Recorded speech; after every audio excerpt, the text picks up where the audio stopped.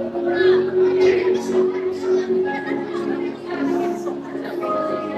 sudah siap semuanya?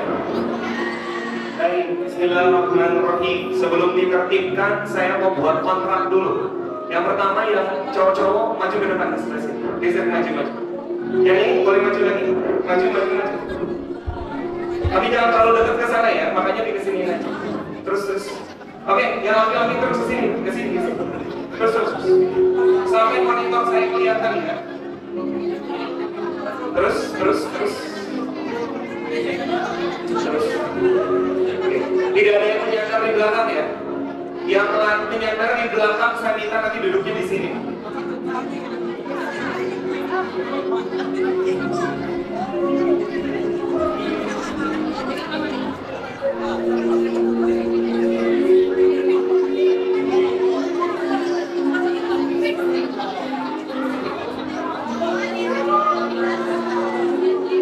Baik, sudah siap? Lihat saya.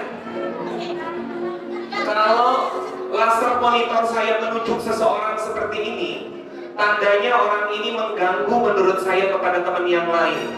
Makanya yang ditunjuk seperti ini langsung berdiri 1 menit di tempat dia duduk. Setelah hitungan ketiga, 1, 2, dan 3. Izin, insya Allah saya tegas dengan apa yang sudah kita sepakati. Siapa yang ditunjuk, insya Allah ini sampai belakang pointer saya sampai.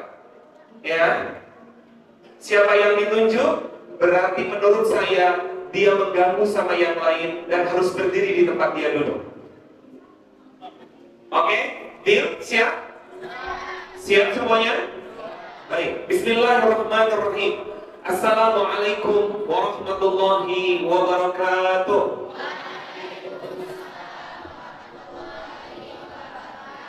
Semua ikuti ucapan saya. Bismillahirrahmanirrahim.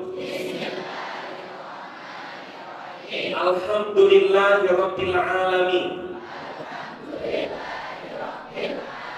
Allahumma lakal hamdu wa ilaikal mushtaka wa antal musta'an. La hawla wala quwwata illa billahil aliyyil azim. Allahumma iftah lana futuhal arifina bihikmatika wansur alaina rahmataka wa dhakkirna ma nasina ya dzal jalali wal ikram. Allahumma salli ala sayyidina Muhammad wa ala alihi wa sahbihi ajma'in. Rabbi zidni ilman warzuqni fahman wa amalan salihan mutaqabbala.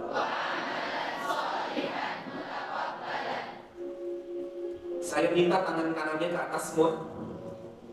Sudah mandi kan? Karena kalau nggak mandi bahaya itu. Ya, sudah. Kalau sudah, yang ada orang di sebelah kanan. Kalau di sebelah kanan ada orangnya, simpan di punggung orang sebelah kanan. Tanpa bersuara, kan saya nggak minta bersuara. Sudah? Sudah di punggungnya? Kalau sudah, kalau nggak ada turunin. Baik banget tuh. Padahal nggak ada orang.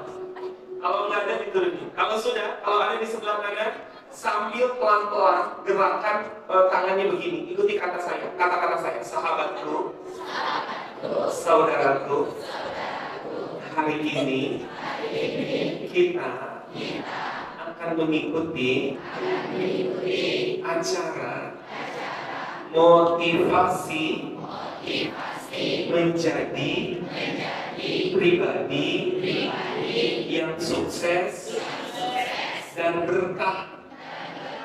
Kamu dengerin baik-baik ya. Jangan main-main, apalagi tidur. Sayang, nanti gak dapat ilmunya. Mudah-mudahan kamu jadi orang hebat, orang sukses, orang berkah dan mulia. Insya Allah. Sekarang tangan kirinya. Letakkan di sebelah kiri. Oke. Sambil digoyang-goyangin, ikuti kata-kata saya, sahabatku, saudaraku. Terima kasih ya.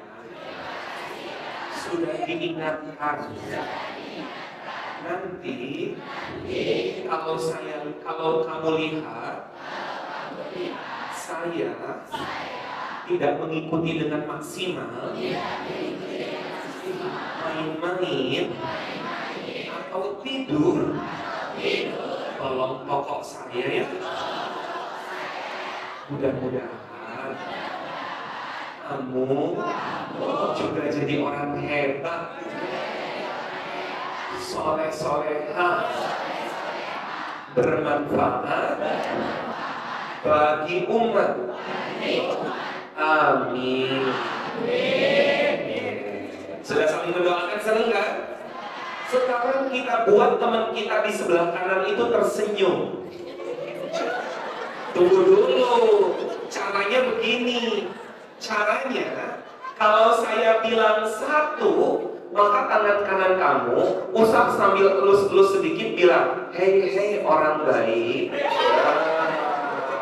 Ke sebelah kanan, bisa? Coba, siap. 1. Yang tulus dong, jangan terpaksa. 1. Kalau saya bilang 2, tangan kiri ke orang sebelah kiri. Amin. Kan udah didoain kan? Coba. 2. 1. 2. 2. Kalau saya bilang 3, pakai tangan kanan. 3, langsung pegang dagunya sambil bilang,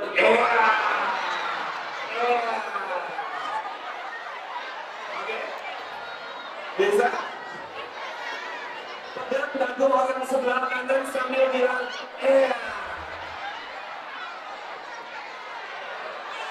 Oke, siap. 1. Awas, yang tidak ikut saya tunjuk langsung berdiri ya. 2.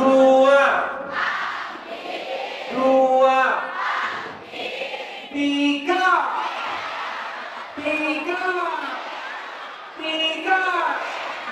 1. 2.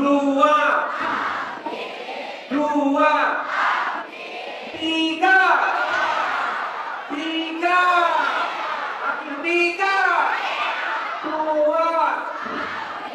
1. Takbir.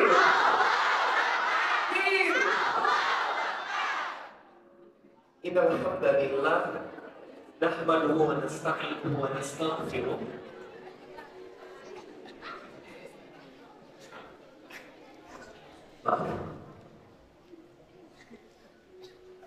Saya insya Allah tegas dengan ketentuan.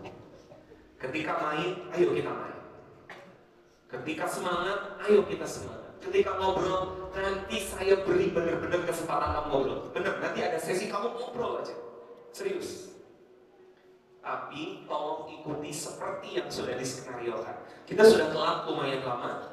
Saya merencanakan tadi itu materinya hampir sekitar 4 jam. Tapi sekarang tinggal 2 jam. Ya sudah, kita pangkas saja jadi 2 jam. Bismillah. Ya. Mudah-mudahan Allah melimpahi keberkahan untuk kita semuanya. Makanya kita harus rayu dulu.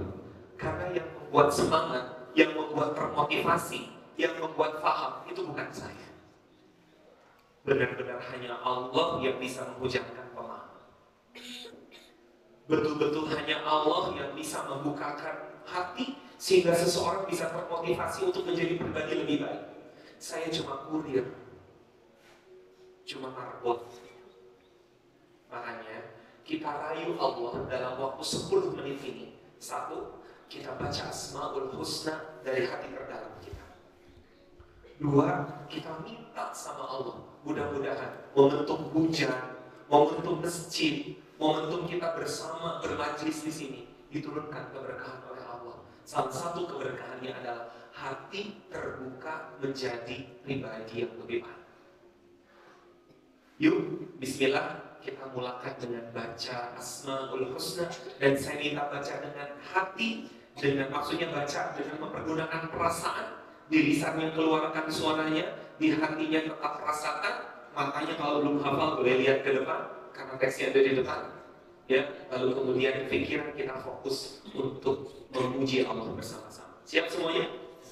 Yuk, bareng-bareng. Bismillah.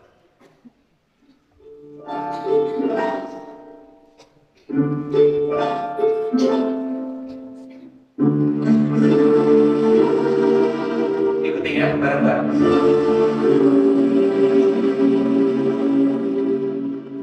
Ya Allah,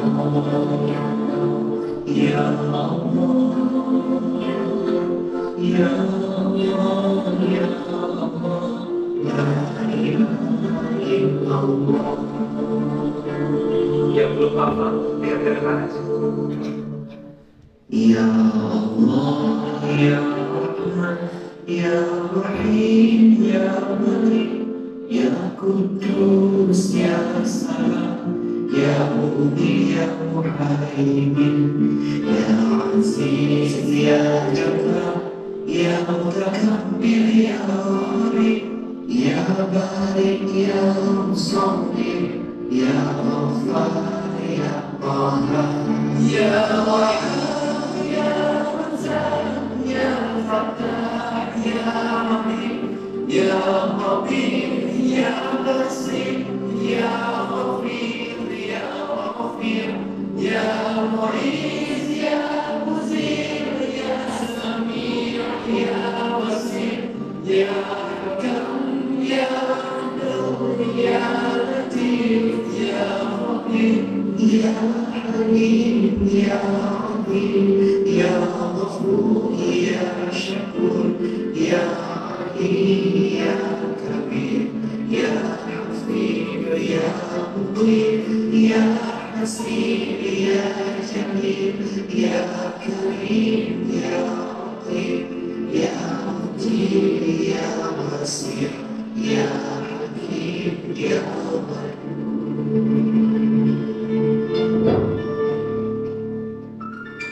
Ya Wahid, Ya Wahid, Ya Shahid, Ya Haq, Ya Wahid, Ya Mu'min, Ya Matin, Ya Wali, Ya Hamid, Ya Muhsin, Ya Muqi, Ya Mu'id, Ya Muhyi, Ya Mumit, Ya Hayy, Ya Qayyum, Ya Wajid, Ya Hakim, Ya Wahid, Ya Ahad, Ya Samad, Ya Qadir, Ya Muqtadir, Ya Muqaddim, Ya Muakhir, Ya Awwal, Ya Akhir, Ya Zahir, Ya Batin, Ya Wali, Ya Mutawalli, Ya Abad, Ya Tawwab, Ya Mutaqqin,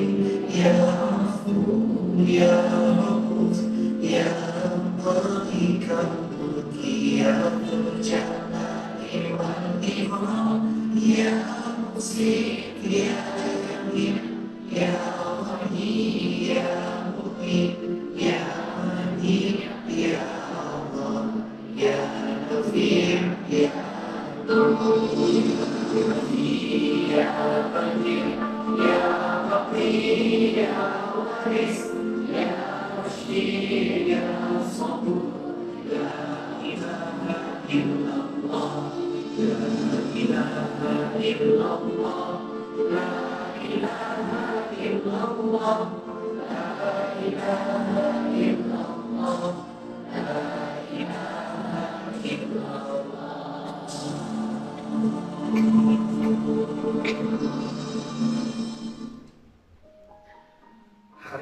banyak sekali orang-orang yang sering membicarakan Allah, bicara sama Allah. Maka ketika ditanya, saya pengen dong jadi orang-orang yang sukses, yang banyak manfaat untuk orang, bisa membahagiakan orang tua, bisa membahagiakan keluarga, bisa berbagi banyak kebaikan. Apa yang harus saya lakukan? Yang harus kita lakukan adalah perbanyak bicara dengan Allah. Bukan hanya sekedar ngomong dan membicarakan Allah saja.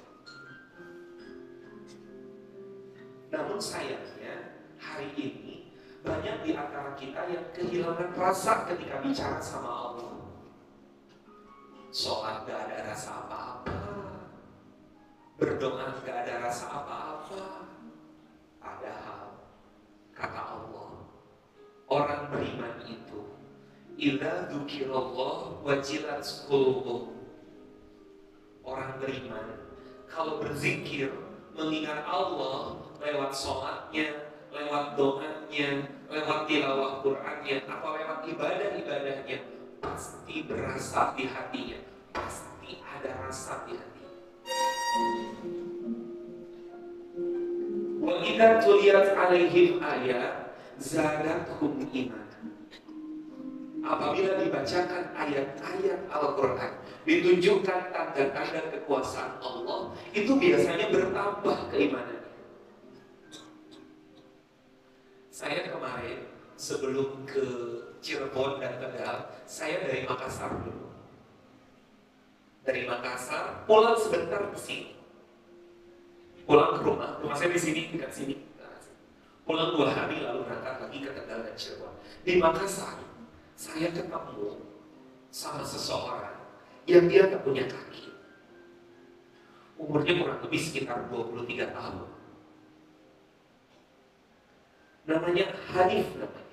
Tapi itu nama barunya. Kok nama baru sih?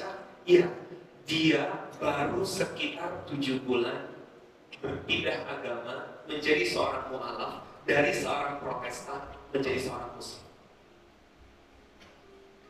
Dan kakinya hilang satu, itu karena kecelakaan sekitar 3 pekan yang lalu, atau kurang lebih 1 bulan yang lalu. Hanif dulu namanya Yohanes. Yohanes ini adalah seorang anak aktivis gereja. Bapaknya adalah seorang pemuka agama Kristen. Keluarganya adalah aktivis-aktivis gereja. Begitu juga dengan Yohanes. Sampai pada waktunya Allah bukakan hati, sampai kemudian akhirnya dia menjadi seorang Muslim. Tapi apa yang terjadi? Kenapa saya tahu kisahnya? Karena Yohanes ikut kelas saya, ikut kelas sekolah pertolongan Allah di Makassar. Akhirnya dia cerita, akhirnya saya diusir dari rumah. Hampir tiap hari, bahkan sampai tadi malam, saya tetap diancam untuk dibunuh. Sampai puncaknya 1 bulan yang lalu, 3 minggu yang lalu, waktu itu dia bilangnya 2 minggu yang lalu, saya masih di rumah sakit sebenarnya seminggu yang lalu itu. Tapi karena mendengar ada PPA, pola pertolongan Allah, makanya saya menyempatkan diri, gitu ya, pakai kursi roda. Jadi ada orang yang beberapa kali sengaja mau menabrak saya. Dan kemarin dia pakai mobil, dia pepet saya pakai motor, lalu kemudian saya jatuh, lalu kaki kanan saya dia gilas. Bahkan berkali-kali maju mundur, lalu begini. Akhirnya saya diamputasi, sampai di sini amputasi. Karena ini sudah retak semua, udah nggak bisa dipakai. Lalu kemudian saya berikan dia kesempatan berbicara, karena menurut saya ini fantastis. Anak usia sekian. Ya, biasanya saya pakai mobil, karena difasilitasi mobil oleh orang tua saya. Sebulan saya bisa minta uang jajan lebih dari 10 juta. Tapi sekarang nggak bisa, karena saya udah diusir. Pokoknya saya dimiskinin, semiskin-miskin. Sampai kemudian saya punya tabungan pun sekarang sudah diblokir. Akhirnya saya pergi dari rumah. Lalu alhamdulillah ketemu sama sahabat-sahabat di masjid. Dan sekarang saya tinggal dekat masjid. Lalu kemudian dia ngomong begini. Beberapa waktu ini saya sedang banyak ngomong sama Allah.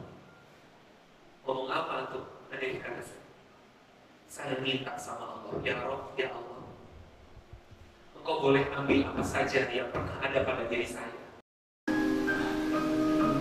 Runtuhkan kepalanya.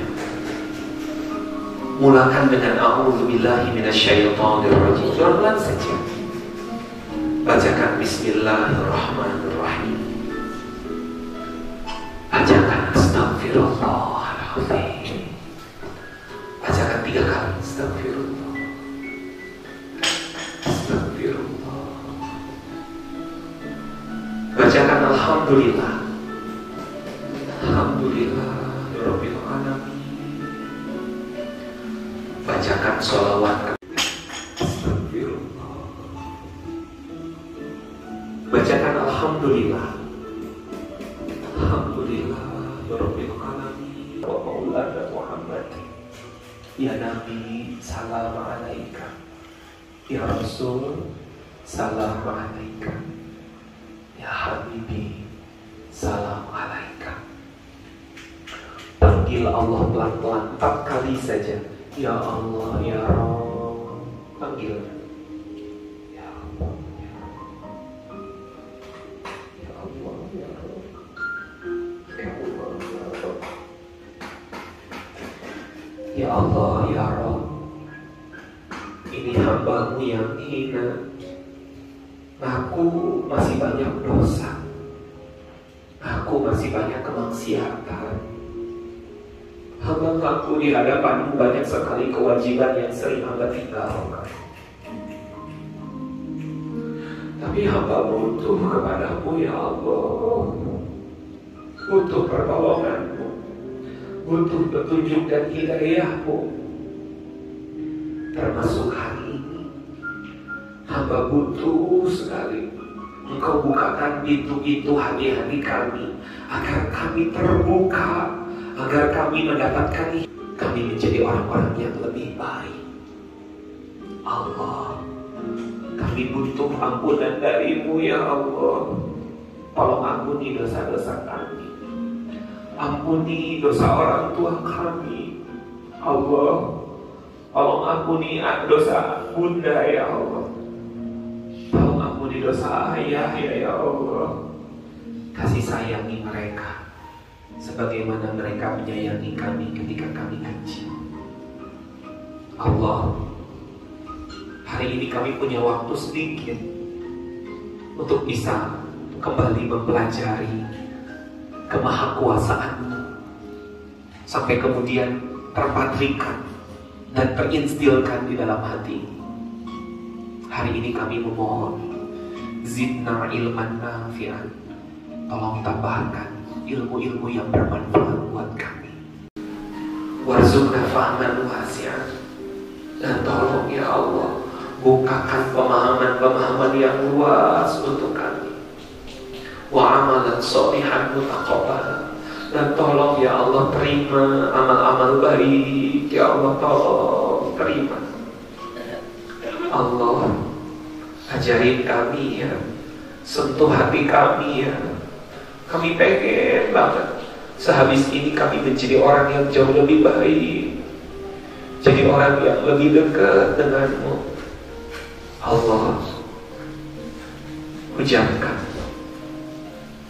patrikan semangat-semangat yang kami dapatkan hari ini untuk kami ke depan berjuang lebih maksimal lagi.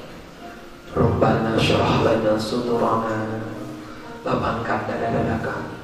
Wa yassir alaina umurana, lancarkan acara dan urusan kami, ya Allah.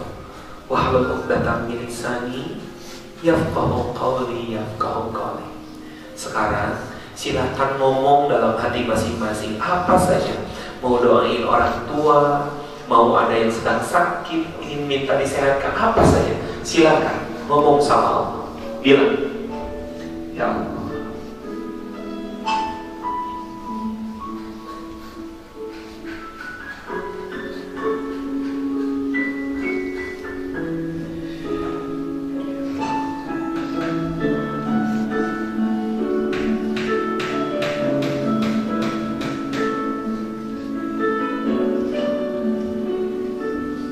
Rabbana atina min ladunka rahmah wa hayyi lana min amrina rasyadan. Rabbana atina fid dunya hasanah wa fil akhirati hasanah wa qina adzabannar. Walhamdulillahirabbil alamin. Pelan-pelan bacakan Al-Fatihah.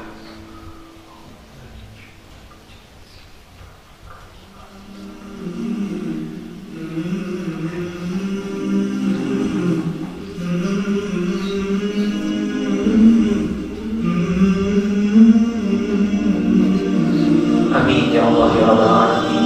Da'wahum fiha wa tahiyyatuhum fiha salam. Wa akhiru da'wana alhamdulillahi rabbil alamin. Ambil nafas pelan-pelan, keluarkan dan ucapkan alhamdulillah ya Allah, alhamdulillah. Baik, cukup. Saya mau nanya, gimana? Sudah mulai ada rasa dalam doa? Sudah mulai? Kebayang ya, kalau setiap kali kamu doa, kamu pakai cara ini. Tunduk, ngomong sama Allah. Keluh kesah bukan dikeluhkan atau dicurhatkan kepada media sosial, atau curhat sini gak jelas, tapi ngomong sama Allah. Apalagi kalau ngomong sama Allahnya sehabis duha, sehabis tahajud, sehabis ngafalin Quran. Kata Nabi, 1 huruf Quran 10 kebaikan. Ngafalin Quran gak mungkin 1 huruf, pasti ribuan huruf. Dikali 10 sudah puluhan ribu, ratusan ribu, bahkan jutaan kebaikan yang ia lakukan. Bayangkan, orang dalam waktu misalnya setengah jam bisa melakukan 100.000 kebaikan. Lalu sehabis itu dia menengadahkan tangan, ya Allah, hamba bertawasul dengan hafalan Quran yang tadi hamba hafalkan. Kalau boleh ya Allah, hamba minta ibunda sedang sakit, ya Allah tolong sembuhkan. Hamba bertawasul dengan hafalan Quran yang hamba lakukan tadi, ya Allah. Bertawasul dengan kebaikan itu dicontohkan oleh Nabi. Orang tua hamba kemarin cekcok, ribut-ribut karena punya hutang, ya Allah tolongin ya Rob. Kamu bisa melakukan itu. Beberapa bulan ini ayah sama ibu bertengkar terus, ya Allah. Bahkan ibu cerita kemarin katanya lebih baik berpisah saja, katanya. Ya Allah tolong, ya Allah, persatukan hati mereka, mudahkan urusan-urusan mereka. Itu bisa dilakukan. Siapa di sini yang ayahnya sudah tidak ada? Angkat tangan. Yang sudah tidak punya ayah, angkat tangan. Coba, siapa? Di sini, siapa yang sudah tidak ada ayah? Yang sudah tidak punya ibu, angkat tangan.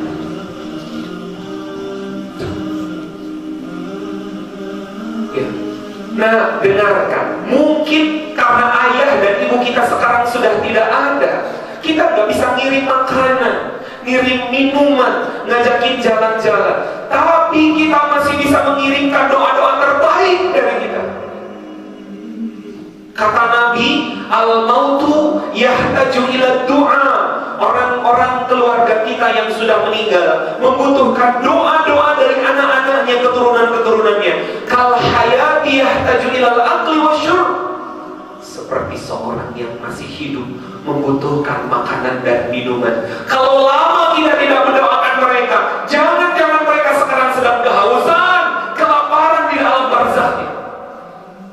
Tapi ketika kita doakan dengan tulus, ya Allah, lapangkan kuburnya, maka mereka merasakan senang dan tenang dan bahagia karena didoakan oleh keturunan-keturunannya yang saleh.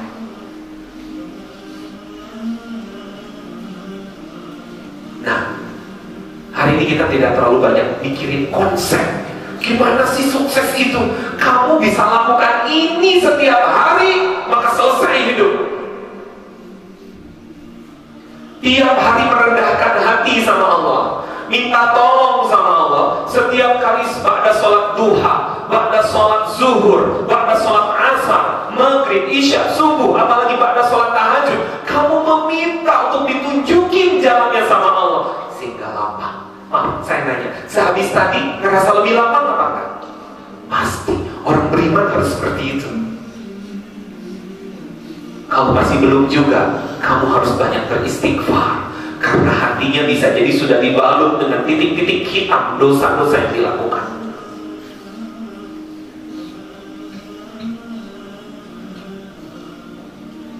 Doa itu silahul mukmin.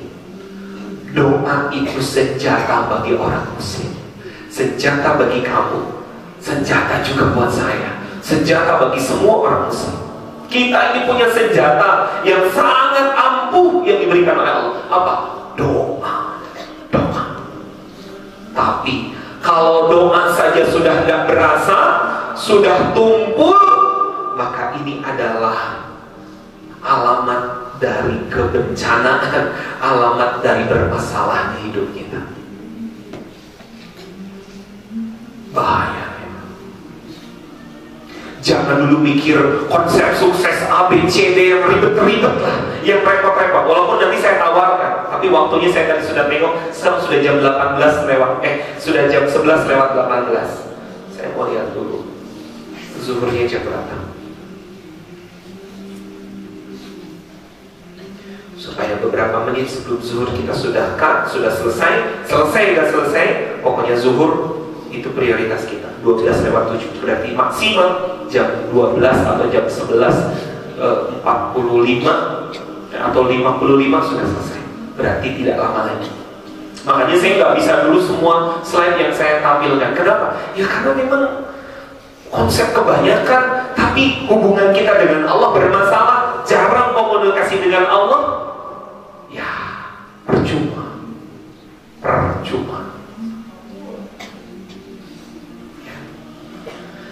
Baik, adik-adikku, sahabat-sahabat sekalian, saya mulakan saja bismillah dengan video berikut ini. Tolong saksikan video berikut ini.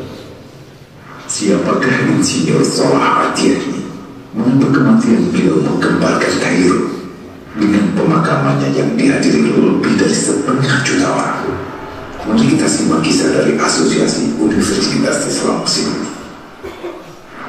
Alkisah dari kampung kecil bernama Tafana Wasrof, distrik Midul Khomir, provinsi Dakhoulia, Mesir, adalah 9 orang sarjana miskin lulusan fakultas pertanian. Lalu mereka pun sepakat membuat sebuah peternakan unggas sembari mencari mitra ke-10. Namun mereka terbentur modal, maka dengan sekuat tenaga mereka kumpulkan dari hasil menjual tanah, perhiasan istri, hingga meminjam. Meski tidak banyak terkumpul, namun mencukupi untuk memulai usahanya. Pertanyaan tersisa, siapa mitra yang ke-10? Insinyur Salah, satu dari mereka pun berkata, aku sudah menemukan mitra yang ke-10. Siapa? Kata teman-temannya. Allah, lanjutnya. Allah akan menjadi mitra usaha kita yang ke-10. Allah akan mendapat 10% dari keuntungan kita. Dengan perjanjian Allah yang akan memberikan perlindungan dan pemeliharaan, keamanan dari segala wabah penyakit. Akhirnya mereka pun sepakat. Kontrak kerjasama pun ditulis secara rinci dan dicatatkan ke notaris, lengkap dengan peran mitra ke-10 tersebut. Tak disangka, setelah 1 musim bisnis mereka langsung meroket, jauh dari yang dibayarkan sebelumnya. Lalu mereka pun kembali bersepakat menambah jatah keuntungan mitra ke-10 menjadi 20% di musim kedua, dan begitu seterusnya hingga mencapai 50%. Lalu bagaimana keuntungan mitra ke-10 itu dialokasikan? Dimulai dengan membangun sekolah dasar Islam putra, lalu lanjut putri, kemudian sekolah menengah putra, kemudian putri, apalagi madrasah alia putra, lalu putri. Tapi karena keuntungan terus membanjir, akhirnya dibentuklah Baitul Mal, dan mereka pun mengajukan ke pemerintah untuk membangun universitas di kampung. Awalnya ditolak dengan alasan tiadanya akses bagi para mahasiswa. Tak berapa lama mereka pun mengajukan pembangunan universitas lengkap dengan stasiun kereta beserta jalurnya dengan biaya mandiri. Akhirnya permintaan ini disetujui, dan pertama dalam sejarah Mesir berdirilah sebuah universitas di perkampungan kecil. Semakin berkembang, dibangun pula fakultas kedua, ketiga, keempat hingga asrama putri dengan kapasitas 600 kamar. Lalu asrama putra dengan 1000 kamar. Tiket kereta api pun digratiskan untuk memudahkan transportasi menuju kampung tersebut. Tak cukup hanya itu, dibangun Baitul Mal berikutnya hingga hilang kemiskinan di daerah tersebut. Dan program ini diduplikasi ke kampung-kampung lain hingga bisa dikatakan tak ada kampung yang disinggahi Insinyur Solah kecuali akan dibangun Baitul Mal untuk warga. Bantuan pun diberikan untuk fakir miskin dan para janda. Pemuda pengangguran pun dilatih untuk mengelola perkebunan sayur hingga mandiri, bahkan sampai bisa mengekspor ke negara tetangga. Pada saat panen raya, seluruh penduduk dikirimi paket sayur. Di hari pertama Ramadan diadakan buka puasa bersama untuk seluruh penduduk desa. Mereka memasak dan hadir ke lapangan yang dipenuhi beraneka makanan. Disiapkan juga perabotan untuk gadis-gadis yatim yang ingin menikah.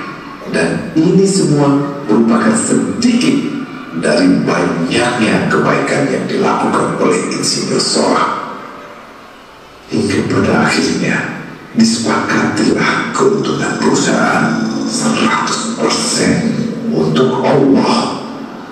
Insinyur Solah yang awalnya adalah salah satu mitra usaha berubah menjadi karyawan Allah. Dia hanya menerima gaji, namun dia memberikan Tuhannya syarat agar membuatnya hanya butuh kepadanya dan hanya meminta kepadanya. Inilah sosok Insinyur Solah Atiyah, aktor utama kisah menakjubkan ini. Keikhlasannya membuat ia sama sekali menolak terkenal di media massa. Dan kini, meski orang yang melibatkan Allah ke dalam bisnisnya ini telah wafat, terbayang seluruh amal jariahnya yang selalu mengalir untuknya. Masya Allah. Pertanyaannya, akankah ini hanya menjadi sebatas kisah saja, atau menjadi teladan bagi kita untuk mengikuti jejaknya? Solah Al-Atiyah, mungkin di antara kalian baru kali ini mendengar. Orangnya gak viral, tapi kalau pergi ke kampungnya, maka tidak ada orang yang paling dikenal kecuali orang ini. Masya Allah. Ya, bisa membangun jalur kereta api. Sampai hari ini semua sekolahnya, bahkan rumah sakit yang di sana gratis semua, gak ada yang bayar. Saya tidak pengen menunjukkan orang-orang sukses punya uang lalu gimana-gimana. Karena orang yang punya banyak uang belum tentu bisa kayak beliau viral nanti di langit. Mungkin tidak viral bagi rekannya di bumi, tapi dia akan menjadi viral di langit. Buktinya ketika wafatnya itu puluhan ribu orang numpah di sana dan merasa kehilangan dengan orang ini. Itulah mengapa target kita hari ini bukan cuma sukses, tapi berkah. Karena banyak orang-orang yang sukses, tapi dicabut keberkahan dari kesuksesan. Maaf, saya baru ketemu sama anak muda, umurnya sekitar 35 tahun, ya, sukses luar biasa. Buktinya perusahaannya di mana-mana, ya, pakai mobil yang jarang dipakai sama orang, gonta-ganti tiap hari. Bahkan ketika datang sama saya, itu pakai jam yang harganya 2 kali lipat harga mobil. Dia pakai mobil Ferrari warna merah yang pintunya itu ke atas, harganya 2,5 M. Jamnya harganya 5,5 M. Tapi tidak datang ke kami, nangis sejadi-jadinya gara-gara merasa tidak dihargai oleh istrinya, merasa tidak dipatuhi sama anak-anak. Dia mengeluh ketika itu sama saya karena tidak punya waktu sama anak-anak. Saya bilang, Kak, antum bisa beli jam hampir 6 miliar tapi nggak punya waktu sama keluarga. Ini tandanya Sukses itu bisa dibeli, tapi keberkahan, kemenangan hidup, mutmainnah itu gak bisa dibeli dengan uang. Kajian tadi saya pagi, surah Al-Fajr, bunyinya ya ayyatuhan nafsul mutmainnah irji'i ila rabbiki radiyatan mardiyah. Hanya orang-orang yang punya nafsul mutmainnah, hanya orang-orang yang punya jiwa-jiwa yang tenang, yang nanti akan dipanggil, itu. Nah, itulah mengapa saya lebih cenderung memberikan contohnya adalah Salah Al-Atiyah, yang menurut saya beliau bukan hanya sukses di dunia, tapi akhiratnya pun akan sukses. Lihat, sampai nyari mitra, bermitra dengan Allah. Awalnya cuma 10, 20%, 50%, 80 sampai 100%. Jadi nggak ada lagi keuntungan untuk dirinya dan juga rekan-rekan bisnisnya. Semua diperuntukkan untuk Allah, mereka cuma digaji. Padahal kalau misalnya mau dibisniskan, wah, itu sudah triliunan, ribuan triliun setahu saya aset mereka di Mesir. Kereta api sudah beberapa, stasiunnya, lalu kemudian perguruan tingginya, Rodatul Atfalnya, rumah sakitnya, semuanya, tempat-tempat usahanya, ya, Masya Allah, kebun-kebunnya juga luar biasa. Tapi mereka peruntukkan untuk Allah. Pertanyaannya, tertarik nggak pengen kayak Salah Al-Atiyah? Pengen nggak kayak beliau? Saya izin beberapa menit ke depan sharing gimana beliau bisa menjadi pribadi seperti itu. Dan kami pun, saya secara pribadi bersama teman-teman sedang berusaha melewati dan juga mengikuti tapak-tapak beliau. Alhamdulillah hari ini sudah mulai kelihatan, ya, karena kami niatkan itu bukan hanya untuk ketika kami hidup, tapi ketika kami mati pun maka kebaikan itu tetap berjalan. Alhamdulillah sudah beberapa ratus rumah Quran yang berdiri dengan hampir sekitar 8.000 santri yang semuanya gratis, alhamdulillah. Bahkan alhamdulillah untuk pencetak guru-gurunya, ya, kita ada One Quran Institute. Alumni Manduan ini ada sekitar 8 orang di sana sekarang, di One Quran Institute di Jatinangor. Dan sekali lagi free, gratis pendidikan Quran, gitu kan ya, di sana untuk dipersiapkan untuk terserah nanti setelah itu mau kuliah mau apa. Karena kemarin ya datang orang Unpad, datang orang ITB, minta siswa-siswa kita untuk bisa kuliah di tempat mereka, gak usah daftar, diminta ke sana karena dekat banget. Kita dekat dengan Unpad, dekat dengan ITB, dekat dengan IPDN, Unikom, beberapa universitas terkemuka di Bandung. Mereka malahan minta santri-santri kita. Alhamdulillah hampir 8 atau 9 orang nih alumni dari sini nih, dari Bandung dan di sana. Dan alhamdulillah rata-rata mereka sudah 20 juz ke atas. Alhamdulillah, pengen izin Allah. Nanti boleh ya saya tawarkan untuk santri-santri angkatan ini, maksudnya siswa-siswi sini ya, yang siap nanti ya berjuang di Quran. Karena kalau udah di Quran gampang, kalau sudah berjuang di Quran gampang yang lainnya, gampang demi Allah. Ya, gampang yang lain. Asalkan siap berjuang dulu jadi sahabat Al-Quran. Nanti tinggal daftar, nanti tinggal catat nomor handphone saya. Saya ini dulu ya, takut lupa. Ya,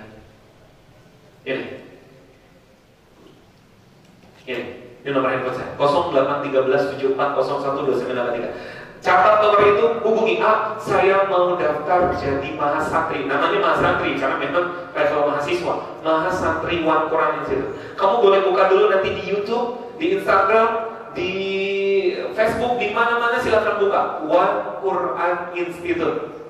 Walaupun kami kemarin baru dihack, semua media sosial kami baru dihack, jadi baru aktif lagi 2 pekan ini, 3 pekan, tapi alhamdulillah, ala kulli hal, alhamdulillah. Berarti lihat saja di semua media sosial One Quran Institute atau onekuraninstitute.com, gitu aja. Boleh juga kamu cari nanti di sana.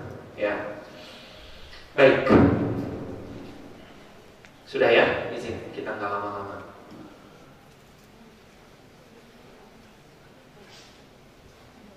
Nah, pertanyaannya, apa yang dilakukan oleh Salah Al-Atiyah? Yang dilakukan oleh Salah Al-Atiyah, yang paling pertama itu, Itulah kenapa tadi saya minta sama Ustadz, apakah anak-anak kita ini bawa tulisan atau bawa catatan, justru mau melakukan ini dan gak bisa diwakili. Makanya ya udah gak apa-apa, yang bawa catatan saja. Apa? Punya goal setting, punya settingan goals dalam hidupnya, punya tujuan hidup. Karena banyak di antara kita yang hidupnya cuma sekedar hidup, jalan aja, ngalir aja, tapi ngalirnya makin bawah, makin bawah, makin bawah. Gak jelas mau kemana. Justru ini yang menjadi kendala kebanyakan orang hari ini. Apalagi siswa-siswa atau siswi-siswi seumuran kalian, banyak yang gak punya tujuan hidup. Padahal Nabi ngajarkan, padahal Allah ngajarkan. Allah saja di dalam Al-Quran ngomong sama kita, wa ma arsalnaka illa rahmatan lil alamin. Tidaklah aku utus engkau wahai Muhammad kecuali engkau misinya ataupun misi utamanya adalah supaya menjadi rahmatan lil alamin. Nabi pernah berkata di dalam satu hadis, innama bu'istu liutammima makarimal akhlak. Impianku, goalsku adalah nanti dengan diutusnya aku bisa menjadi wasilah untuk menyempurnakan akhlak manusia. Itu goals. Namun sayang, padahal Allah suruh, Nabi kita suruh, Nabi juga mencontohkan punya goals yang hebat, tapi kita nggak punya goals yang hebat. Makanya Nabi bersama para sahabat bisa melakukan hal-hal besar. Bayangkan Arab ketika itu, Mekah, Madinah, itu negeri kecil, diapit oleh peradaban Persia, diapit dengan peradaban Yunani, Romawi yang sangat besar. Kitanya kecil, tapi impian Nabi besar. Sampai Persia bisa ditaklukkan, semua jazirah Persia ditaklukkan dalam waktu beberapa puluh tahun saja. Negeri Romawi itu sampai ke Andalusia itu bisa ditaklukkan oleh Islam. Kenapa? Karena punya goals yang besar. Sayangnya banyak di antara kita yang nggak punya goals. Nah, kenapa saya ingin ngajak kamu punya catatan? Karena goals itu nggak bisa di kepala nggak. Pokoknya impian saya gini-gini, itu mah ngayal namanya.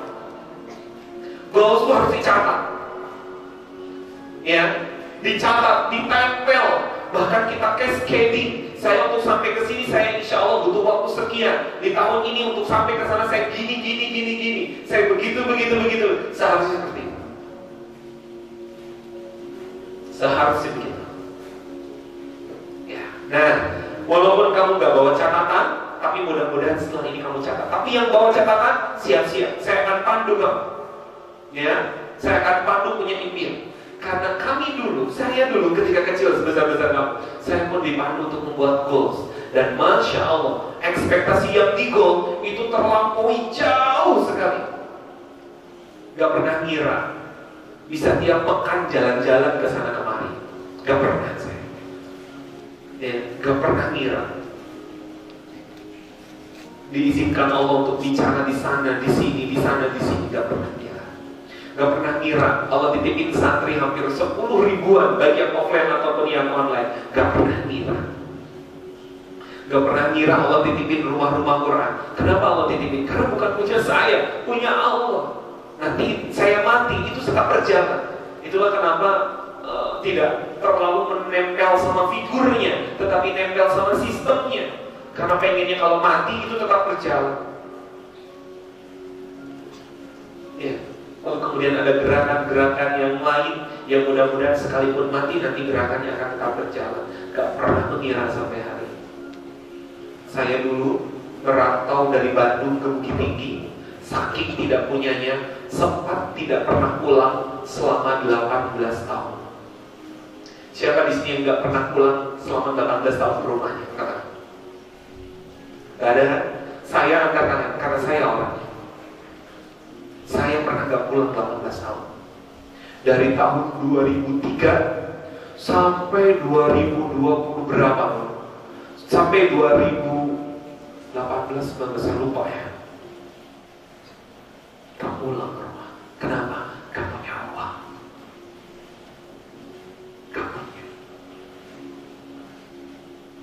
Jangankan pulang ke rumah naik pesawat begitu kan ya, atau mungkin sekedar naik bus dari sini ke Bandung, untuk makan sehari-hari saja nggak ada.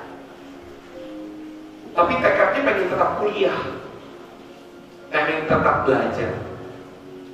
Masya Allah, dengan izin Allah, sekali lagi, bukan atas kehebatan orang yang di hadapan antum ini, karena orang yang di hadapan antum ini fakir, gak hebat sama sekali di hadapan Allah. Enggak.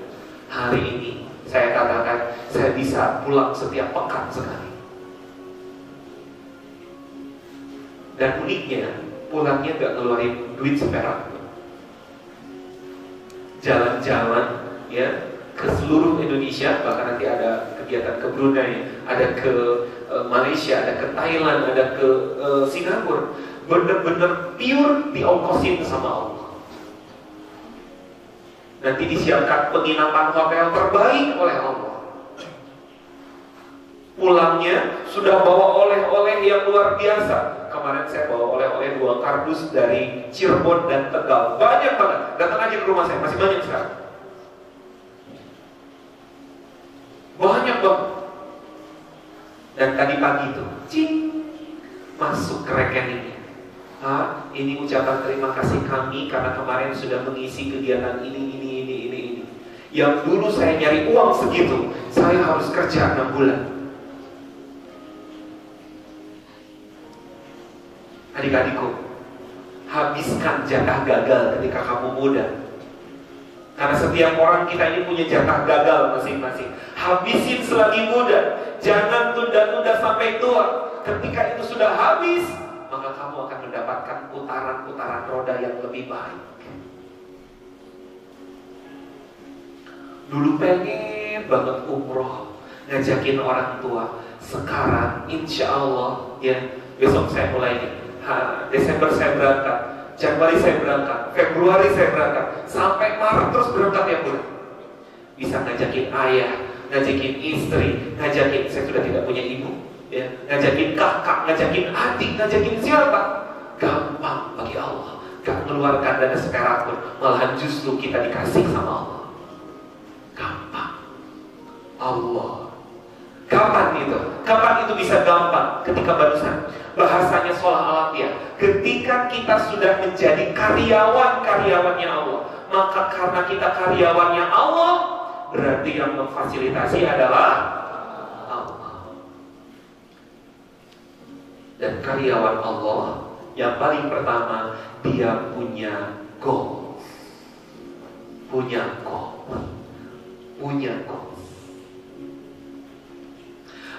Gimana cara buat goal? Dengan saya, langsung saya masuk ke praktisnya. Pertama, pikirkan bagaimana cara menjinakkan gajah. Ada yang tahu?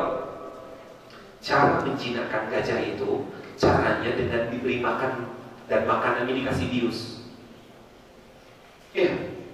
Nanti kapan-kapan kunjung ke Pekanbaru atau ke Lampung, di sana ada penangkaran gajah di sana. Ya, caranya itu dikasih makan dan makannya dikasih bius. Setelah dikasih bius, gajahnya kan tidur tuh. Pas tidur, gajahnya dipakein rantai kaca.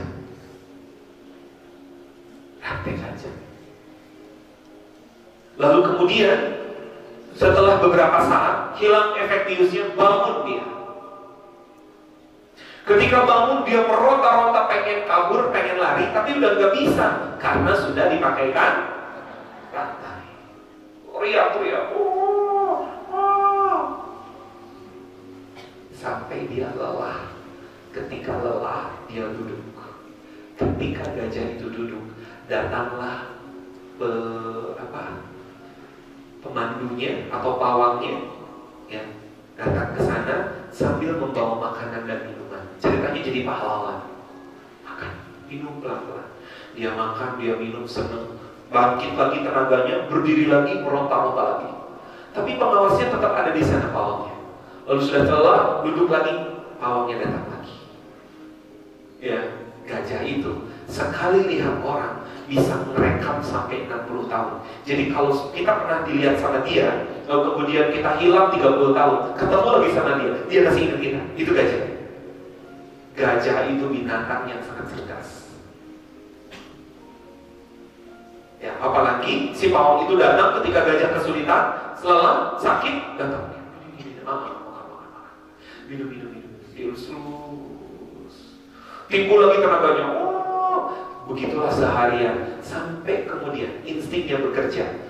Saya nggak mau rata-rata lagi, sakit-sakit, enakan tenang, duduk, ikutin dia tuh, dia tuh. Pokoknya nanti saya dapat makan dan minum dari dia. Udah, dia tenang. Ditepok-tepok kanan, tepok-tepok kiri, ditepok-tepok ininya, ya duduk, tepok-tepok ini, urut aja dia jadinya. Ya, dan rantainya pun dilepas. Dia nggak ngamuk-ngamuk lagi. Tapi sayang, menurut penelitian, ketika gajah diperlakukan begini, umur gajah itu berkurang dari biasanya. Karena dia tidak bisa mengekspresikan kekuatan yang sebenarnya. Gajah punya kekuatan besar, tetapi karena di instingnya udah ada rantai gajah, dia nggak mau menjikrak-jikrak dan mengekspresikan dirinya lagi. Padahal dia punya kemampuan besar. Allah itu pawang, tinggal diinjek aja, udah jadi orang penyet, jadi manusia penyet. Dan biasanya kan ayam penyet ya. Ini manusia penyet. Tapi gajah nggak lakukan. Karena dia merasa ada rantai gajahnya. Rantai gajah inilah yang mengakibatkan si gajah tidak bisa mengeluarkan kekuatan yang sebenarnya. Pertanyaan saya, banyak orang yang gak mau punya mimpi gara-gara merasa punya rantai gajah dalam dirinya. Kamu punya rantai gajah kan? Punya rantai gajah kan? Kalau rantai begini gak ada, bukan rantai ini maksud saya. Maksudnya adalah ikatan ataupun kan rantai gajah sih di mana sih bagi kita di manusia? Di sini. Kata pikiran, nasib kamu mah selalu susah, udah jangan mimpi tinggi-tinggi. Kamu orang miskin, saya orang miskin, gak mungkin punya impian setinggi itu. Tidak mungkin sukses, gak punya bakat, saya orang lemah, saya perempuan, saya orang bodoh, saya. Itu semua rantai gajah. Dan saya dulu juga punya seperti itu. Saya dulu ngomongnya gagal. Ditanya nama siapa? Lama banget. Dan itu rantai gajah saya untuk menjadi seorang pembicara hari ini. Makanya gak mungkin orang bilang kalau saya jadi pembicara nasional. Kenapa? Ditanya nama aja gagal. Sekarang kelihatan gagalnya? No, rantai gajah itu bisa dihilangkan. Siapa bilang orang gagal gak bisa jadi pembicara? Saya buktinya. Ya, yang terpenting hilangkan rantai gajahnya. Hati-hati dengan keyakinan saya nggak bisa, saya orang kecil, saya orang lemah, saya orang bodoh. Nih, baca ayat ini, baca bareng-bareng. 1, 2, 3. Maka dan bumi sesungguhnya dijanjikan itu adalah benar-benar akan terjadi seperti. Hati-hati. Al-Quran surah Az-Zariyat ayat ke-23. Fa wa rabbis samawati wal ardh, maka demi Rabb langit dan bumi, maka apa-apa yang sering kau pikirkan, apa-apa yang sering kau sering katakan, maka akan benar-benar terjadi dalam kehidupan. Hati-hati. Mengklaim diri lemah, mengklaim diri kecil, mengklaim diri gak mampu, itulah rantai gajah kita. Hilangkan itu semua dalam kehidupan kita. Karena gak mungkin kita akan menjadi orang-orang besar sementara kita masih punya rantai-rantai gajah. Quran mengajarkan kita untuk bisa rahmatan lil alamin. Quran mengajarkan kita untuk menjadi orang-orang yang bermanfaat bagi alam semesta ini. Impian besar itu. Agama kita tidak mengajarkan kita untuk punya mimpi kecil. Yang harus sekarang ada dalam dirimu adalah punya keyakinan. Keyakinan apa? Tolong sebutkan dan bacakan keyakinan ini. Tolong bacakan. 1, 2, 3. Bacakan. Ya, kamu adalah orang istimewa. Kamu adalah satu-satunya di muka bumi ini. Iya kan? Ada yang nomor 2-nya kamu? Sekalipun kembaran kamu, apakah ada yang sama sidik jarinya? Berarti kulla syai'in maziyah. Setiap manusia yang diciptakan oleh Allah di muka bumi ini, dia punya keunggulan, dia punya kelebihan, dia punya keistimewaan. Termasuk orang-orang yang di hadapan saya ini, Kamu semua adalah orang-orang istimewa. Sekarang saya tanya, siapa orang-orang istimewa itu? Katakan dan angkat tangan yang tinggi-tinggi. Siapa orang istimewa itu? Katakan dengan kuat, siapa orang-orang istimewa itu? Siapa orang-orang istimewa itu? Iya, kamu. Kamu adalah orang istimewa itu. Namun yang jadi masalah, kamu belum menemukan keistimewaannya di mana, itu kan? Ini yang jadi masalah hari ini. Saya pun ketika sebesar kamu belum menemukan keistimewaan itu. Karena kesuksesan itu artinya adalah ditemukan, menemukan. Kalau sudah menemukan, kalau sudah ditemukan, maka kemudian kamu bisa mendapatkan jalan sukses itu. Dan yang bisa mempertemukan dan yang bisa menemukan hanyalah Allah Jalla Jalaluhu. Makanya jangan pernah tinggal, jangan pernah meninggalkan yang namanya Allah. Lalu apa yang harus saya lakukan supaya menemukan akhirnya? Kita belajar dari orang ini. Kenal orang ini? Serius kenal apa tahu? Ini gimana sih? Siapa namanya? Ketika saya sebutkan nama B.J. Habibie, apa yang teringat oleh kamu? Pesawat, apa lagi? Presiden, apa lagi?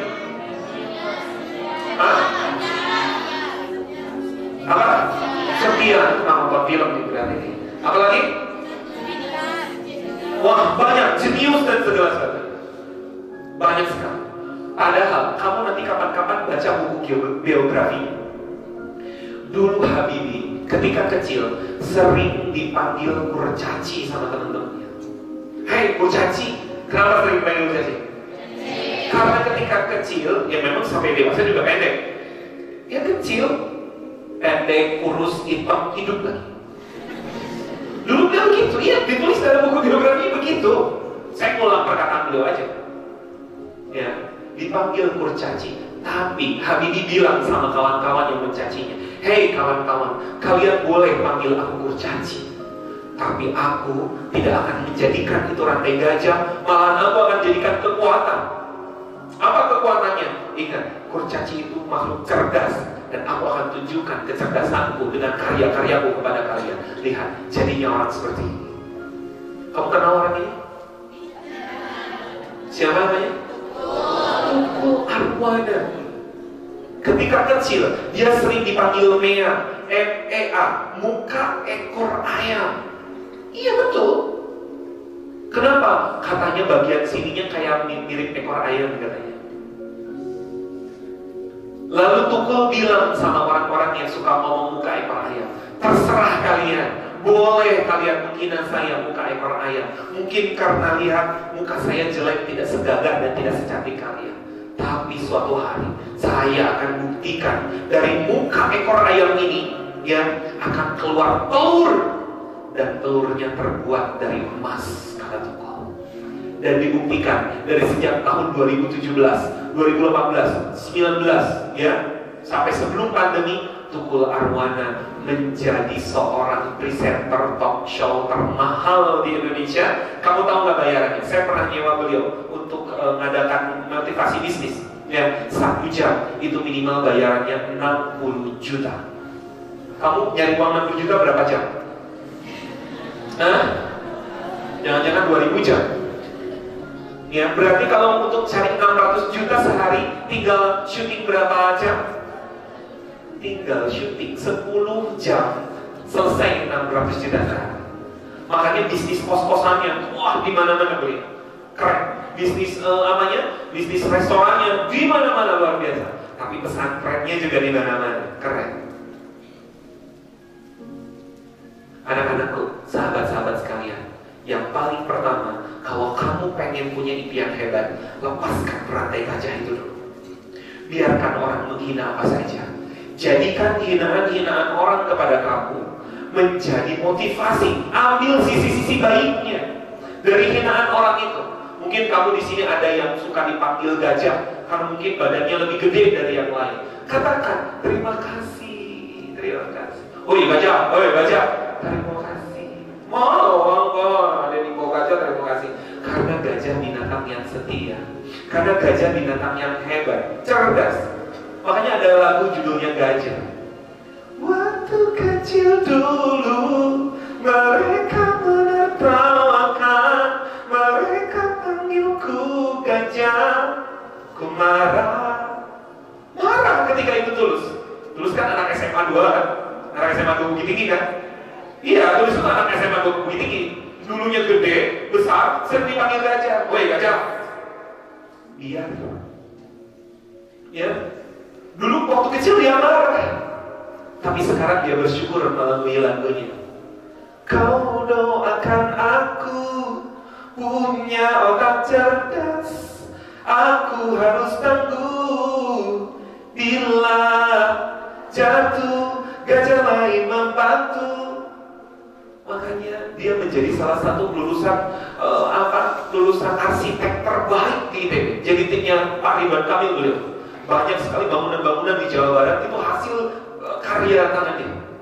Selain dia juga seorang seniman. Engkau ambil orang tua saya, engkau ambil mungkin uang jajan yang tiap hari saya dapatkan, engkau ambil mobil, engkau ambil teman, engkau ambil. Bahkan sekarang beberapa waktu lalu engkau ambil kaki saya ridho ya Allah. Tapi tolong jangan pernah ambil lagi iman yang engkau patrikan sekarang dalam hati. Engkau boleh ambil apapun, sekalipun nyawamu, ambillah ya Allah. Tapi tolong jangan ambil nikmat beriman kepadamu ini, nikmat bersolawat kepada nabimu ini, nikmat menengadahkan tangan ketika berdoa, nikmat sekarang sedang belajar Al-Quran. Jangan kau ambil itu, dan jangan kau ambil sahabat-sahabat yang mengajakku ke dalam surga ini ya Allah. Ketika saya dengar dia bicara, jujur ketika itu saya nggak tahan mengeluarkan air mata. Kenapa? Karena anak semudah itu Allah bukakan pintu hidayah. Dia siap kehilangan apapun, bahkan sudah teruji kehilangan satu kakinya, tapi gak mau kehilangan nikmatnya iman, nikmatnya doa, nikmatnya sholat, nikmatnya bersolawat, nikmatnya ngaji Quran, bahkan masih belajar Quran. Sekarang katanya udah Iqra 4 katanya, laporan kemarin ya, saya udah Iqra 4 sekarang. Masya Allah. Apa yang ingin saya sampaikan? Kalaulah orang yang mu'alaf seperti itu, mereka bisa menemukan rasa di dalam doa mereka. Lalu kenapa tidak dengan kita? Kita kadang-kadang terburu-buru, kadang kita tidak punya rasa ya, pikiran kita muter-muter kemana-mana. Padahal saya mau nanya sama kamu semua, tolong jawab dengan tegas. Siapa yang bisa melimpahkan kesuksesan itu? Siapa? Allah. Jawab dengan kuat, jawab dengan tegas. Siapa yang bisa menunjukkan jalan sukses itu? Siapa? Allah. Siapa yang bisa menitipkan kesehatan itu? Siapa? Allah. Siapa yang bisa menjadikan keluarga kita di rumah masing-masing sakinah mawaddah warahmah itu? Siapa? Allah. Siapa yang bisa menurunkan penyakit? Siapa? Allah. Siapa yang bisa mencabut penyakit? Siapa?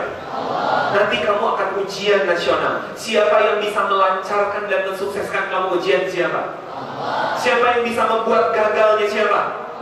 Allah, dengan izin Allah. Walaupun tentu ada penyebab-penyebab yang ada dari diri kita. Kalau kita tahu semua dari Allah, maaf, jangankan yang besar-besar tadi, kita sekarang dan hari ini bisa selamat menuju rumah, itu semua takdir Allah.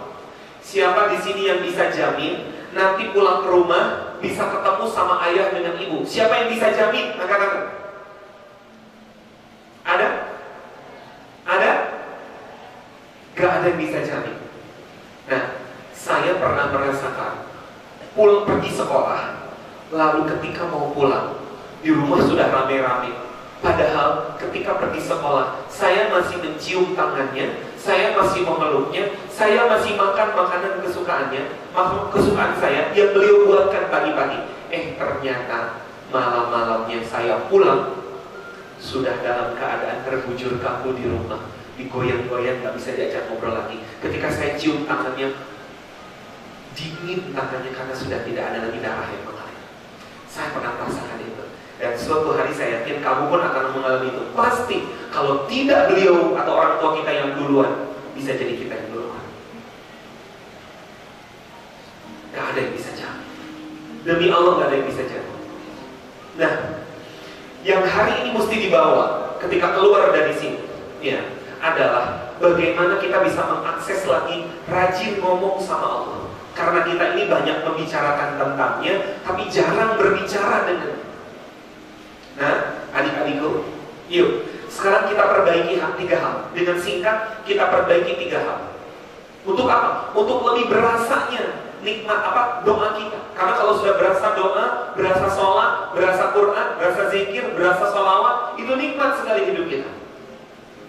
Kajian subuh tadi, nanti kamu lihat ya, saya tadi kajian di subuh tadi itu adalah berubah sebelum pulang. Berusaha berubah sebelum pulang. Pulang kemana? Pulang ke akhir. Salah satunya adalah merubah cara kita mengingat Allah, sehingga lebih berasanya kita mengingat Allah. Karena selama ini kita lihat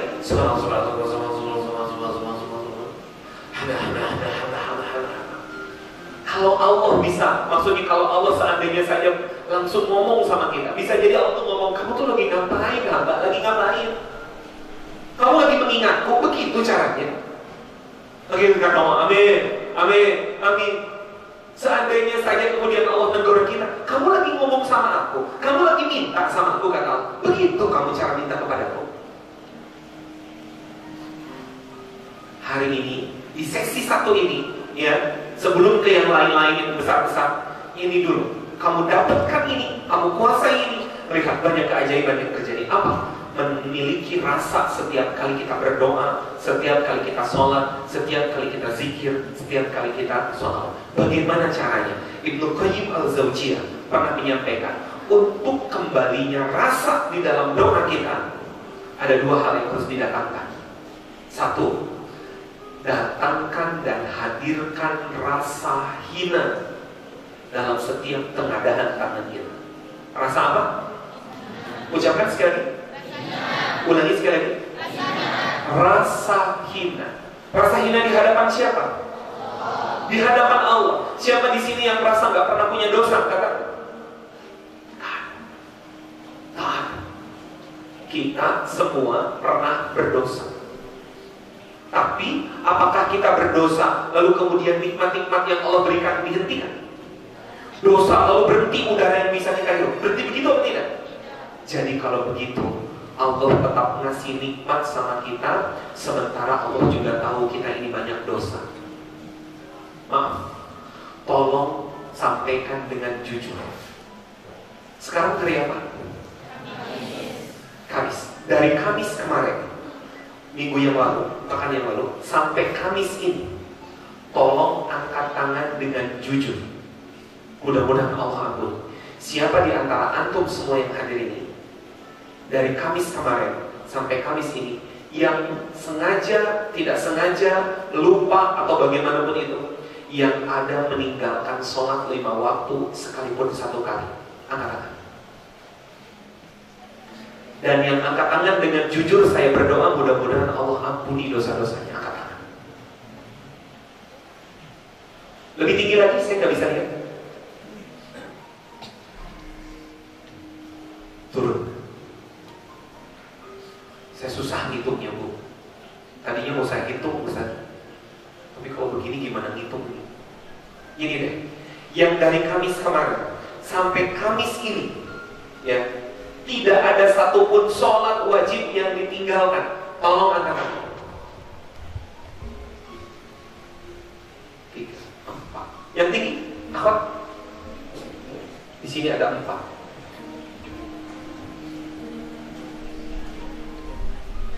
1, 3, 4, 8 orang. Ikhwan di akhwat insya Allah lebih dari 30%. Berarti persentasinya masih kecil. Kenapa? Ya kamu pada sudah balik.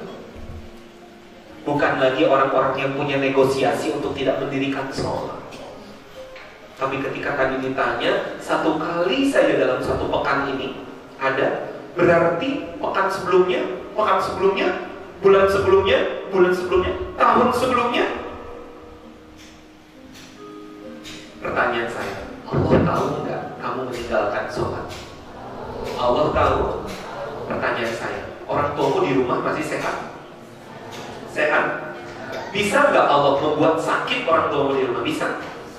Bisa nggak menghancurkan rumah kamu gitu, buruk begitu? Bisa nggak bagi Allah? Gampang. Bisa nggak Allah menghentikan oksigen, nitrogen, zat asam aram yang kita hirup ini? Bisa nggak bagi Allah? Gampang. Menghentikan rotasi bumi yang sangat kuat ini sedetik saja sehingga porak-poranda semua muka bumi. Bisa nggak bagi Allah? Gampang. Kenapa tidak Allah lakukan? Suatu hari air laut datang sama Allah.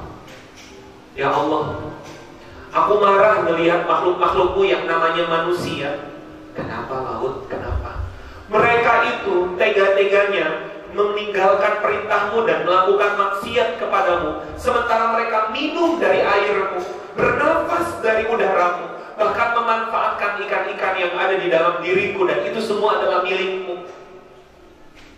Mereka bermaksiat di atas duniamu, ya Allah. Kalau mereka bermaksiatnya di luar dunia ini, di luar alam semesta ini, aku tidak akan komplain, kata Allah. Terus mau apa? Aku marah melihat mereka, ya Allah. Izinkan aku sebagai zat yang paling banyak kau ciptakan di muka bumi ini untuk membanjiri, untuk membanjiri mereka semua, agar mereka semua tahu diri. Kata Allah, jangan. Kok jangan? Apakah kau tidak marah, ya Allah? Aku marah. Aku tidak suka, kata Allah, dengan mereka melakukan kemaksiatan. Tapi kemarahanku terkalahkan oleh sifat rahmanku kepada mereka. Aku sayang banget sama makhluk-makhlukku yang namanya manusia. Makanya setiap kali aku ingin menurunkan adab buat mereka, bencana buat mereka, aku sayang banget sama mereka. Aku beri mereka kesempatan supaya mereka sadar, supaya mereka bertobat. Laut, jangan kau lakukan seperti itu. Kalaupun kau mau, lakukanlah di daerah-daerah tertentu. Mudah-mudahan jadi pembelajaran dan jadi iktibar bagi manusia-manusia lain yang selamat. Gampang bagi Allah. Tinggal naikkan air laut, habis sudah. Tapi kan kita di Bukit Tinggi, gampang bagi Allah. Tinggal mengaktifkan magma dan lava yang ada di Gunung Merapi dan Gunung Singgalang itu. Habis kita. Kecepatan mereka 300 km per jam. Mau lari kemana kita? Gak bisa apa-apa. Syarat pertama, kalau doa ingin lebih berasa, hadirkan rasa cinta. 2, setelah ini kita praktek. 2, hadirkan rasa butuh. Kita butuh gak sih dengan pertolongan Allah? Nah? Butuh? Butuh. Kita gak bisa apa-apa kalau Allah gak nolong kita. Lihat saya. Bagaimana caranya saya menjatuhkan benda ini? Gimana caranya? Lepas, lihat saya lepas. Saya lepas. Jatuh. Pertanyaan saya, untuk melakukan jatuh ini dan lepas ini, jatuh ini, apa saja yang sudah saya lakukan? Maksudnya andil saya untuk membuat ini jatuh apa saja? Hanya lepas. Setelah lepas, kenapa bisa meluncur dari atas ke bawah? Karena ada gaya gravitasi. Betul tidak? Dan gravitasi itu dari siapa? Ada yang bisa beli gravitasi? Ada yang jualan gravitasi? Maka kalau begitu, hanya cuman sekedar menjatuhkan benda ini saja. Kalau tanpa pertolongan Allah, saya nggak bisa apa-apa, termasuk kalian.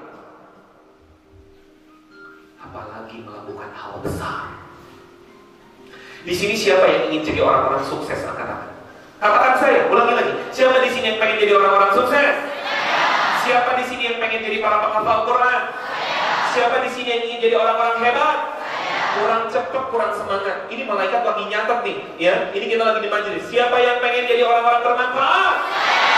Siapa yang ingin jadi orang-orang ahli surga? Kurang cepat. Turun dulu. Siapa yang ingin jadi orang-orang hutan?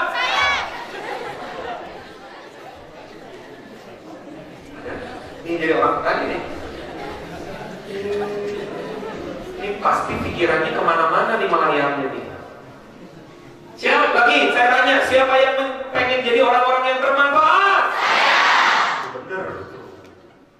Ini kita aja jadi orang-orang utang pada angkat tangan. Siapa lagi ya? Siapa yang ingin jadi orang-orang gila? Nah, sekarang bener nih fokus nih kayaknya nih. Siapa yang ingin jadi orang-orang yang bisa ngajak orang tuanya ke surga? Amin ya Allah. Tolong catatkan adik-adik saya yang tadi angkat tangan dengan semangat, dengan penuh rasa. Catatkan nanti jadi orang-orang yang bisa ngajakin orang tuanya ke surga. Sebelum ngajakin orang tuanya ke surga, bisa ngajakin orang tuanya pergi umroh dan haji. Bahagia banget bisa gandengin ayah. Dan dari hasil jeripayah kamu dengan pertolongan Allah. Apa yang ingin saya sampaikan? Kita ini butuh banget pertolongan Allah. Hanya sekedar menjatuhkan benda ini doang, kita butuh pertolongan Allah. Apalagi untuk mewujudkan hal-hal yang besar. Sukses ujian butuh pertolongan Allah. Sukses bisa masuk perguruan tinggi butuh pertolongan Allah. Kamu bisa selamat sampai rumah butuh pertolongan Allah. Maaf, sekarang saya minta ambil nafas dari hidung. 1, 2, 3. Tahan sampai besok. Nah, maaf, ketika bernafas apa yang bisa kita lakukan? Hanya menghirup. Tahu tidak, yang kita hirup itu apa? Oksigen. Dari siapa? Pernah ditagih oleh malaikat? Karena kita sudah sekian tahun menghirup nafasnya, menghirup oksigennya, menghirup zat asam aramnya, menghirup nitrogennya, pernah ditagih sama Allah? Lihat, cuma nafas doang, kita nggak bisa sendirian. Kita butuh pertolongan Allah. Nah, makanya yuk rayu Allah, hadirkan rasa setiap kali kita minta sama Allah. Mulai hari ini mau belajar, ngomong sama Allah. Mulai hari ini mau menghafal, ngomong sama Allah.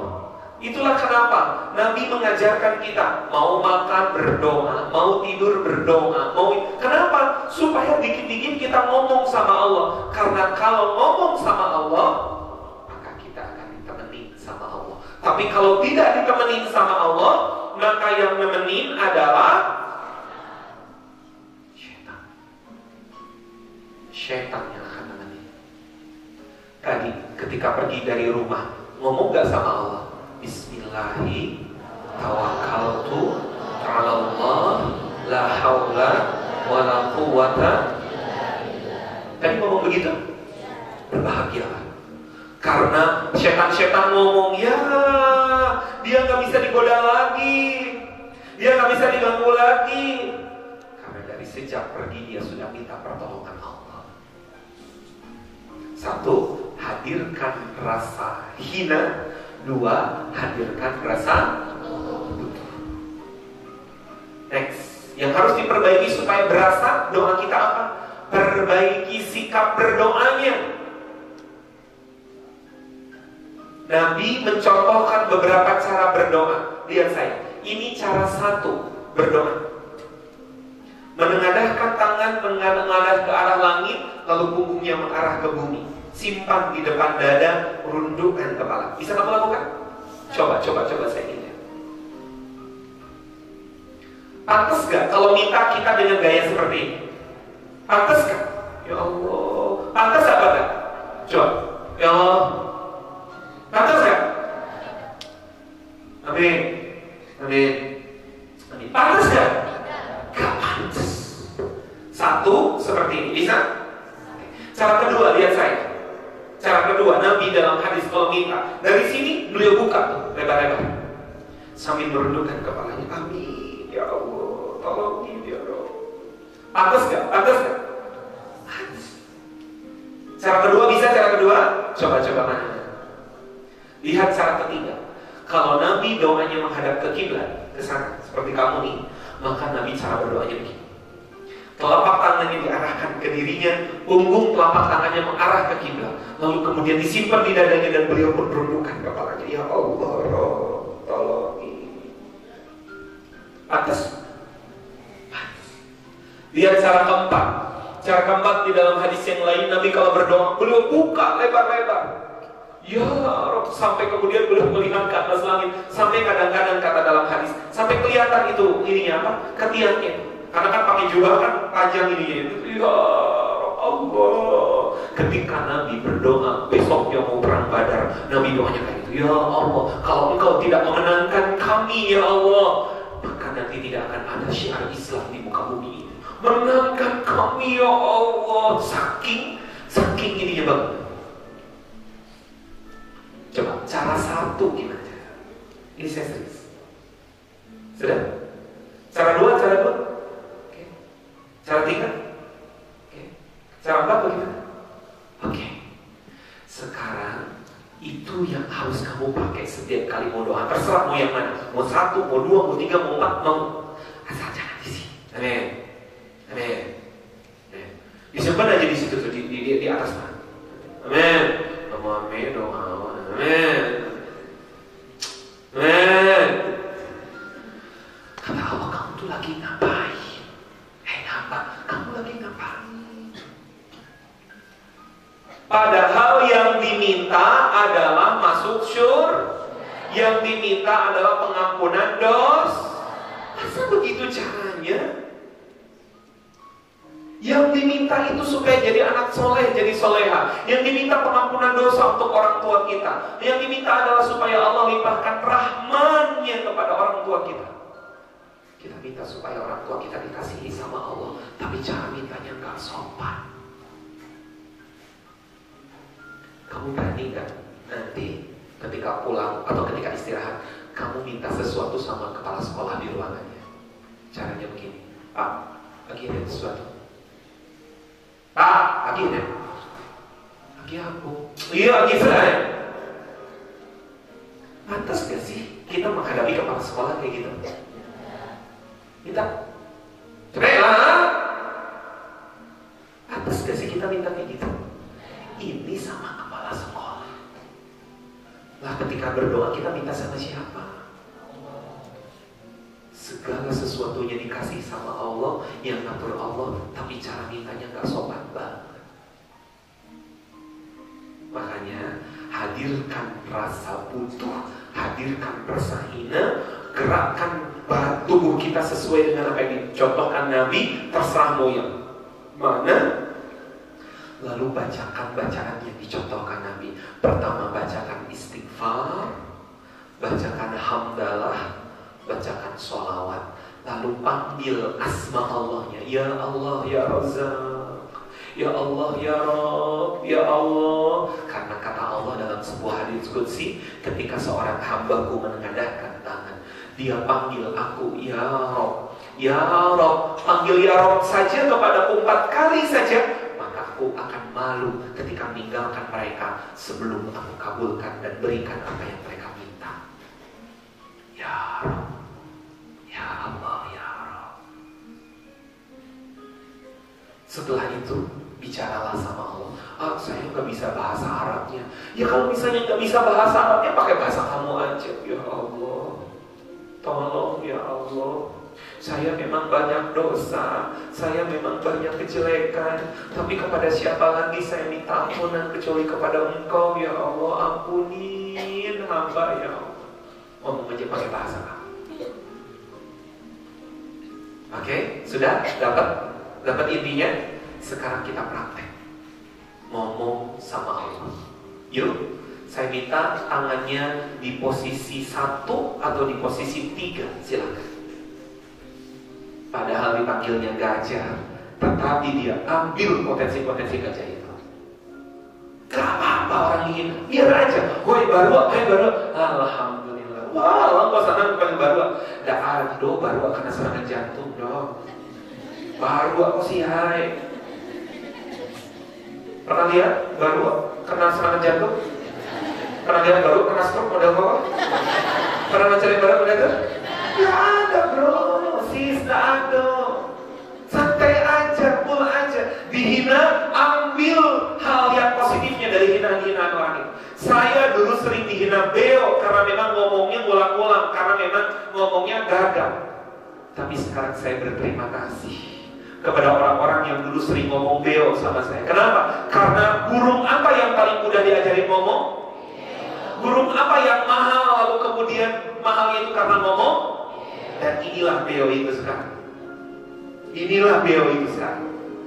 Saya diberi kesempatan kemarin ngomong di depan pesantren, di pesantren saya.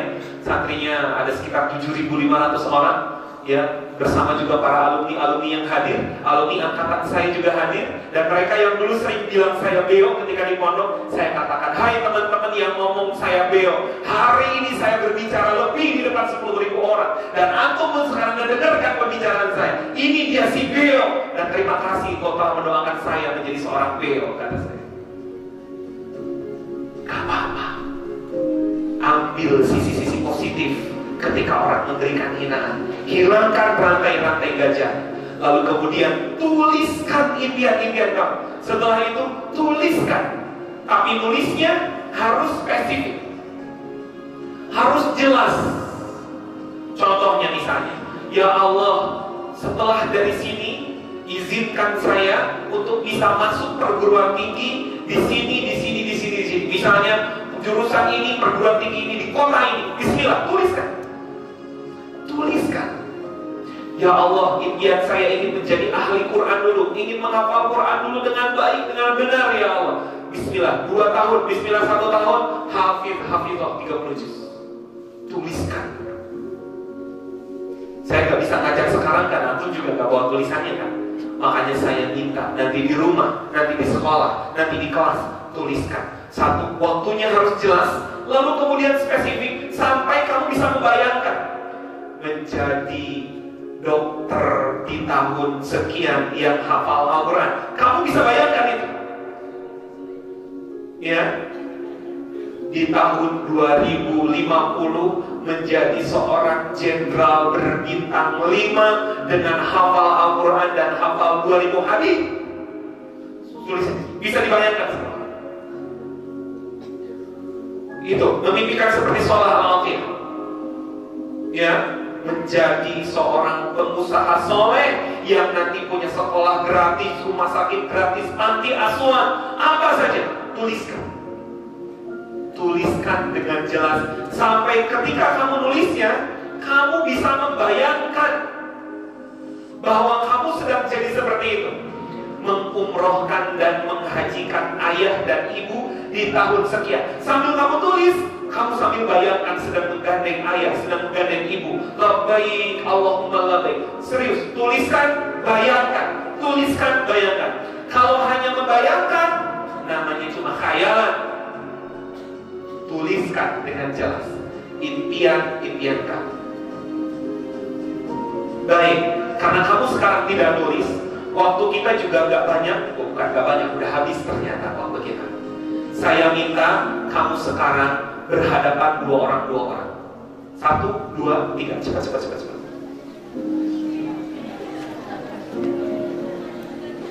Sudah berhadapan 2 orang? Sudah? Lututnya bersentuhan? Sudah? Salami orang itu. Ikuti kata-kata saya, sahabatku. Suaranya mana? Sahabatku. Hari ini izinkan saya untuk menyampaikan impian-impian saya di hadapanmu. Saya mohon engkau dengarkan dan engkau doakan. Mudah-mudahan Allah memberikan jalan terbaik untuk sampai kepada impian ini. Saya doakan kamu sukses, saya sukses, kamu berkah, saya berkah, sama-sama sukses dan berkah.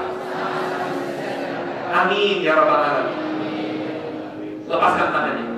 Tunjuk siapa orang pertama, siapa orang kedua. Kamu orang pertama ya, saya orang kedua. Tunjuk. 1, 2. Sudah? Orang pertama ada? Angkat tangan orang pertama. Biasanya orang pertama ini orang pemberani, dan orang pemberani ini lebih cepat disukseskan oleh Allah biasanya. Angkat tangan. Orang pertama mana orang pertama? Baik, turun. Angkat tangan orang kedua.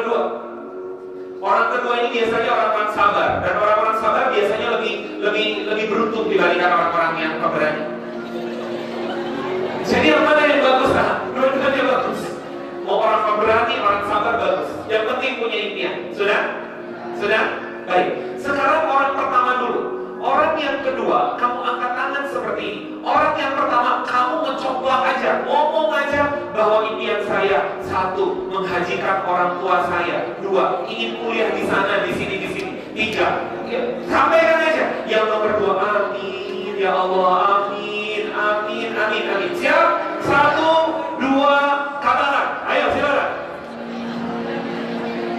Doakan saja, doakan. Tugas kamu mengaminkan. Jangan disepelekan. Jangan Allah ijabah doa dia. Kamu bisa jadi menertawakannya hari ini, tapi kamu nanti akan malu ketika kamu yang menertawakan, malahan dia sampai pada impiannya. Sampaikan sama sahabat kamu itu. Doakan, amin, katakan amin.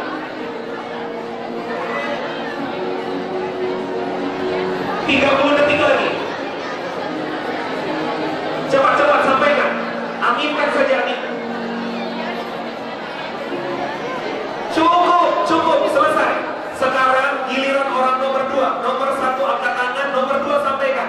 Lakukan, silakan.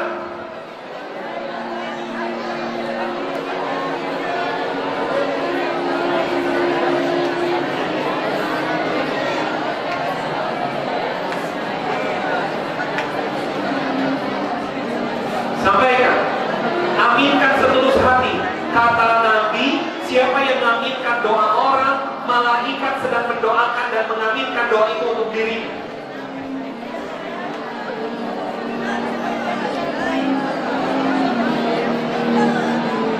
Amin ya Allah. Baik. Cukup. Sekarang salami lagi teman kita itu.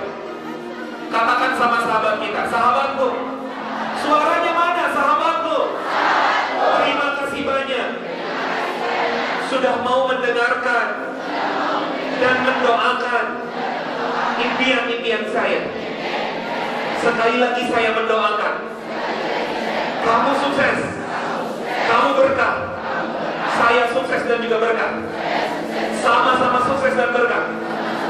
Jangan dilepas tangannya. Kalau saya katakan 1, 2, 3, angkat tangannya sambil teriak sukses. 1, 2, 3. Jangan dilepas tangannya, biar bareng-bareng. 1, 2, 3. Katakan berkah. 1, 2, 3. Katakan juara. 1, 2, 3. Katakan berkah. 1, 2, 3. Sekarang saya minta peluk orang yang ada di hadapan saya. Masya Allah. Doakan dalam pelukan kamu. Doakan dia. Doakan orang itu mudah-mudahan jadi orang yang sukses, berkah, dan bermanfaat banyak untuk orang lain.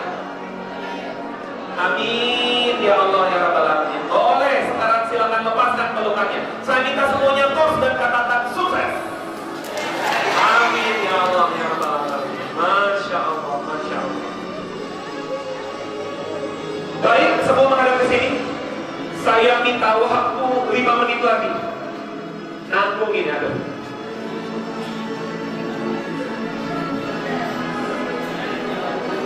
Saya akan menerangkan respon attraction miracle.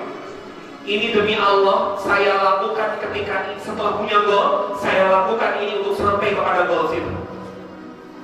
Itulah kenapa kalau pakai cara kita, gak mungkin rasanya berada di sini. Itulah mengapa pakai cara Allah, pakai miracle Allah.